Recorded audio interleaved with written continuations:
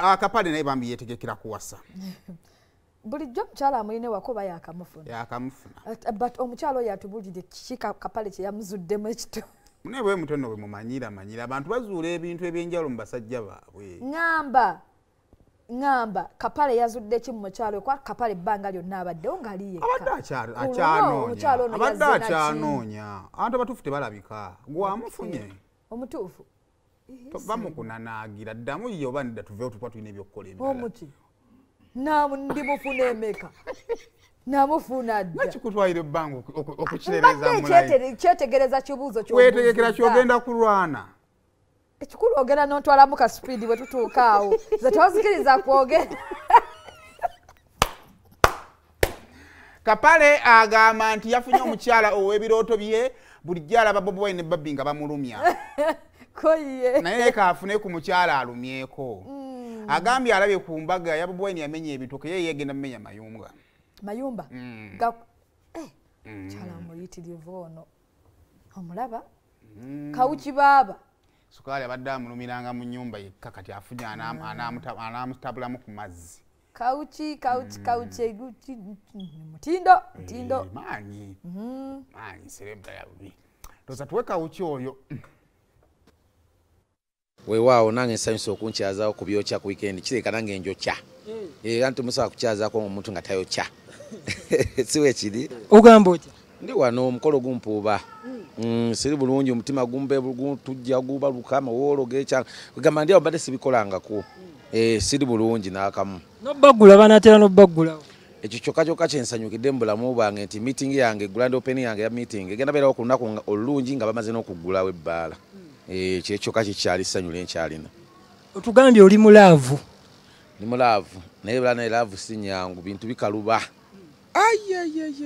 Ogenda n'otono ogaba mulimu abalogo oba kiki oba mukama kiki akitakwasaganya emitima gy'abantu ne gikkakkana ne bandeka n'enkola omukolo guno. Twagala tumanye Kapale atandika ddi okugenda mulaavu?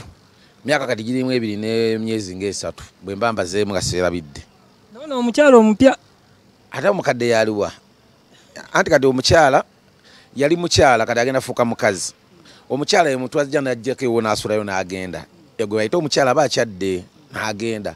Kati omukazi aba asibye enkala nga asandi break olwo aba apaakinze. Olwo kye bayita omukazi aba azze kaza lujja. Gwe bayita enkaza lujja. Olwo musinkana ddi?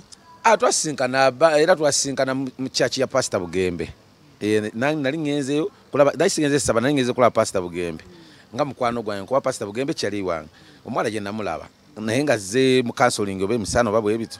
Nimulaba awo nga tuwambuka amadala awato bulujja parking ne tuwogera mu awo. Naye ali atazze kusaba kuba naye omukyala musiraamu. Yali alina business ezimuleeseeyo. Ne tuwogera mu awo nampe namba n'ote emyezi nga 2 nga simukubira. Luvannyuma nenzamu ne musanga ate. Bwe naddamu ne musanga ngamba what a coincidence. Kati ontandikira awo. Ne tuwogera ne musabe namba ogwokubiri nga simujjukira kuba abakazi bakyusa atekako weave eno waliwo abasiba akaviiri ne kagwa wano.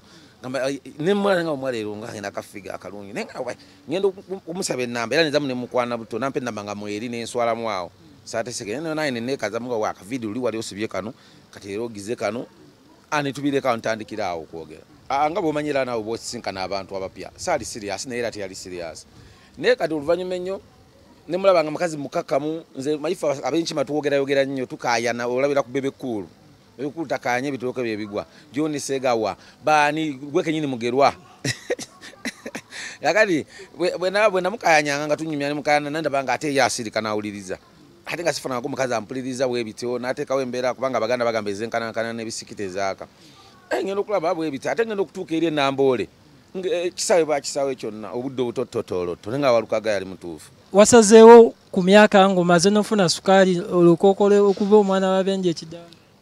Sukaali si HIV. Sukaali akwata n'abato n'abakadde n'abaki bonna. Era si kiina we kikwatagana era mbaddewo myaka 3 nga mulina nga mu maintaininga nga ndi bwomu. Ne kati wano Justin tukesa nga n'okubeerawo n'omuntu ewaka. Kasita otekawo omuntu nga takuteeka ku pressure tagenda kujja mu simu yo tagenda kubuuza ovaawa ye mukazi oli. Tagenda kubuuza ovaawa tagenda kubuuza byova okukola kubanga ye yamanya emirimu gy'enkola. Naye abasigadde abakazi abasinga bayina ebbuba. Ni atona ine bbuba ne bbuba le sisajja ate si kazi ebbuba lye to. Kapo kijo wali owegombyeko n'ogamba nti nange njagala luce nga ndi wengi. nze sobola kwegomba kapo kuba simanyi bayita mu nyumba abantu balina ebizibu obasaba banyumye nenge ekiro basuze mu ngumi raundi kiki kwata nyoko kwata kitalo ne nadi bali negoma nyo kapo ya Kyagulanyi Sentamu ne Babbi kale bayina simayiro yabe mu lujjudde ne simwe bano beryamu ku migere ne Bobby namubuuza ko nanga atamukubanko wa doluyi so ekiwangaza obufumbo omukazi kasitara nko kwenda kitegeeza obuzibu bavudde ku musajja era omukazi kasitara yonda yayenda amaka bagaweddewo omusajja osobola okwenda ne gasigalawo niyo omukazi bwayenda gaba gaweddewo so kati ye Kyagulanyi nga atakubanka mukazi we yiwe twali tunyambo yangamba kale ye kapo je nandi badde negomba ebirala abasigadde simanyi byabwe nenga yeyo pozi okuwangala njagala kubeeranga Geoffrey Utaya era ne mukazi we Irene mami Irene era mberenga Kyagulanyi nani bwe bito bensinga okumanya kapo eziruddewo imbaga jya Bobby je nabake yasula n'ebitooke yange njaga yasula amayumba buli amasengero ngegudde kududuma kuwambaga ya Kapale gumanyinte abantu bonna baso surprise abaloza abalala baloza ani mu comedy bakati fe tulina obuzibu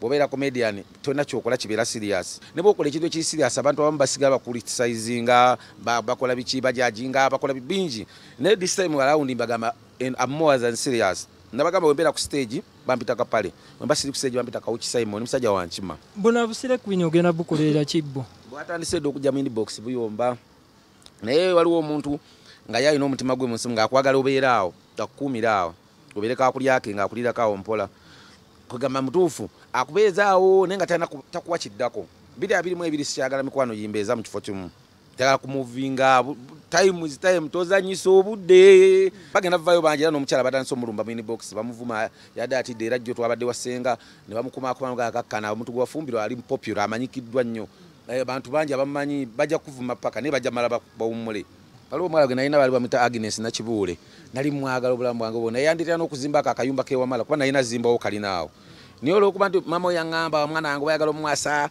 abazadde nabo bakutugera nnyo abaana boba togera mwasiza muzigo zimba kati okukozesa obwawe nenga kanzimbera akayumba katintini asooka abeerawo ndizimba endala naye boyi oli omuwala kale yali anjagala n'olwokuba nali sirina ssente ate abawala abamu bamanyi yayita ansaba naye nga yeetaaga ssente kati era awo yafunira abamulaba kuba yali muwala mulungi ne bamutwala era Lwema naye mukoola jje abulire mukyala ngenda mutwala abeera kuba kati Lwema kati mukugu mu byobufumbo Sebunya naye muyise bajje bampe ku magezi before bajje ku meeting ku launch nga 29 kusaladejja bambererewo njagala impact y'amaanyi kubanga omukolo genda ulagirwa ne ku CNN njawulo kegenda okusinga ku gwalema ogwanyi gwenda kulagira ku CNN nalujaziira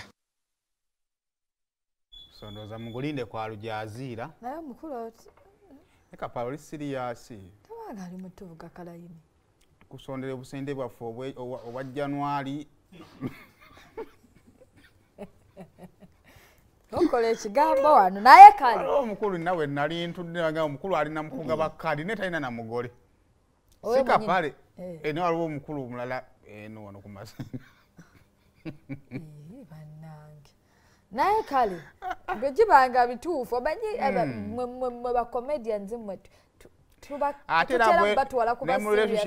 bwe tubeera omuntu omukwana n'agamba sayima olimba ebinnyo kakati kati obadde omanyi otegedde kyembadde ngenda okubuuza nze nkirabye wano nga kifulumayo nkirabye nze mbadde ngenda kubuuza nti nze wange onajja ku mukolo ku mukolo nja kujja ate lwaki osoose kunvuma ekyo kibasoose okuvuma mulamu bwensi eno mpozi n'ekirala tukireke ekyo kati nti omukolo wandyagadde ndeete baani kati ku mukolo gwo ekirala mpola